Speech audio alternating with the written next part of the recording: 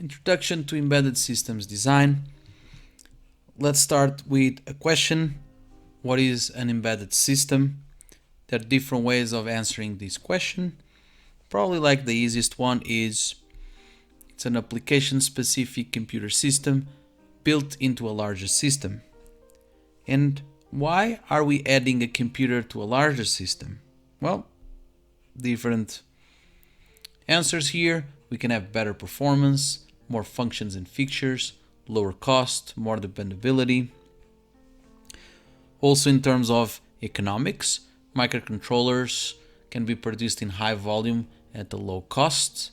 However, this comes with something in return, which is the software development comes with a higher cost. Developing the tools to program those microcontrollers can be a little bit expensive. Another particular feature of these embedded systems is that some of them have multiprocessors inside. So I can have multiple CPUs in order to improve reliability. So now let's go over options for building embedded systems. You can have options that use dedicated hardware, or you can have options that are built based on generic hardware. Dedicated hardware, you have FPGAs and ASIC. ASIC is an example of a high design cost, but because it's dedicated hardware, your system speed is fast, as also FPGA. But when we start doing solutions with generic hardware, with microprocessors and peripherals, then the design cost is low, but the system speed starts being moderate or slow. Let's go over an example of an embedded system, the bike computer, which is responsible to measure the speed and distance. It has a couple of constraints: the size, the cost, power and energy, the weight. It has an input, a sensor on the wheel to measure the speed.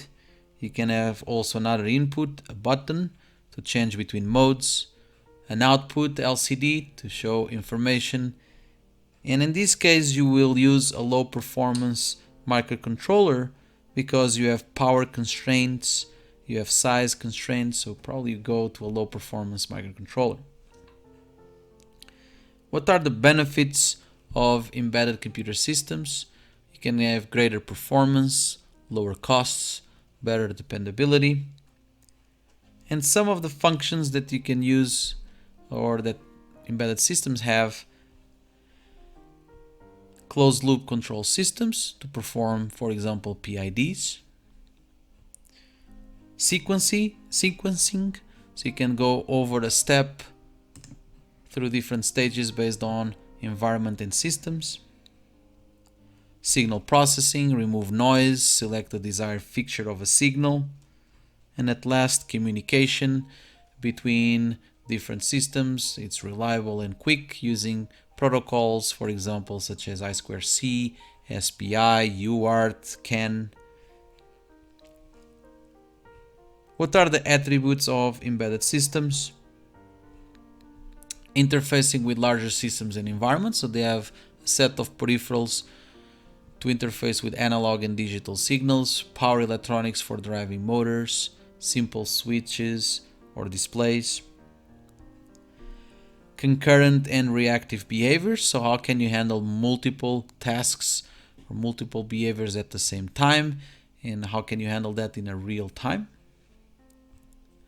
Fault handling, if something goes wrong, are you able to recover from that? And diagnostics, are you able to record some data so later on you can see what went wrong in your system?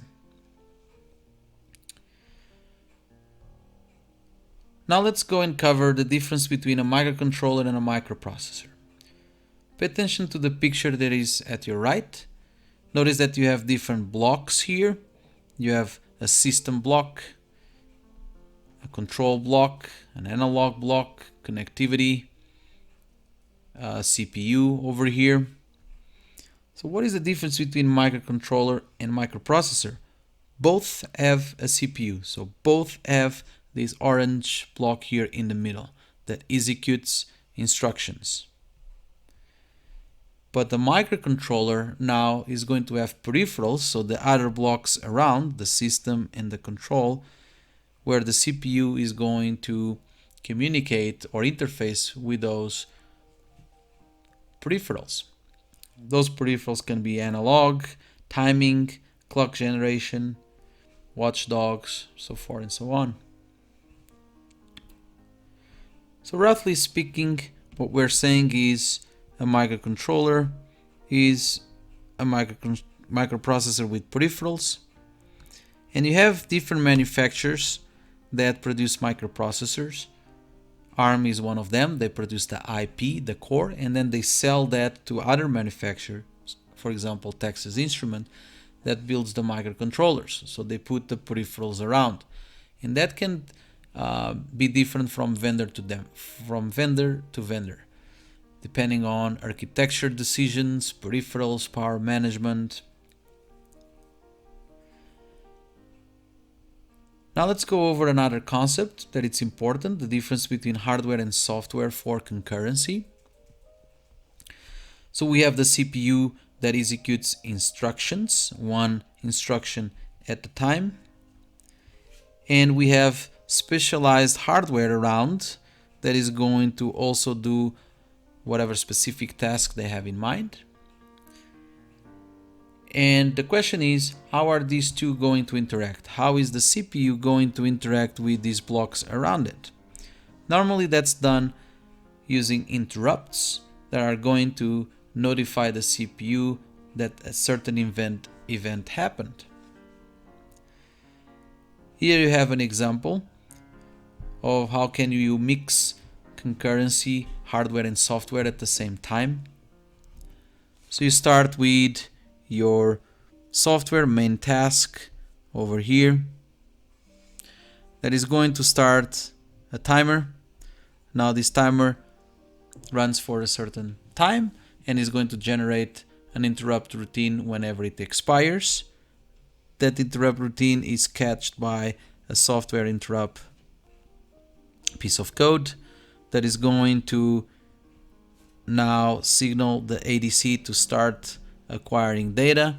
So the hardware starts acquiring analog signals. Once it's done, generates an interrupt routine to notify the CPU that it's ready. It gets that data and sends it back to the main code of execution. The rest of the code that you see here is just the same thing, just executed like 3 more times.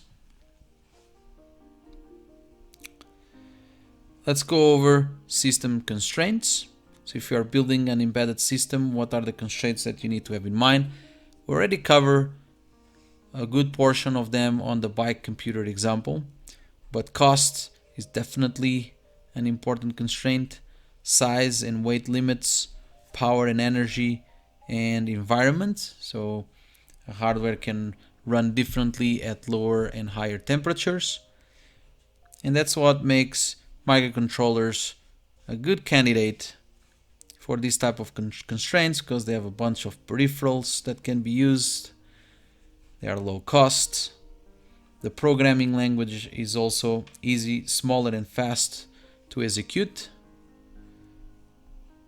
And it does not rely on operating system, so it's not complex.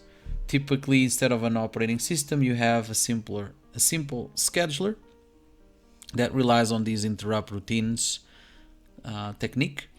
And if you need an operating system, you will use a real-time operating system, which is a simpler version of a normal operating system.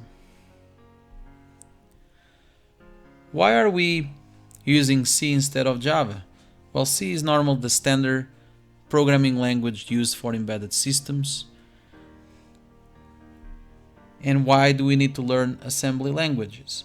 Well, assembly languages allow us to tweak the C and make sure that we can improve the performance of a certain section of your code. And why do we need a board? Well, this is the best way to learn, hands-on, and you have the ability to keep those boards for you that you can use for your own projects, senior design projects, or other classes in the future.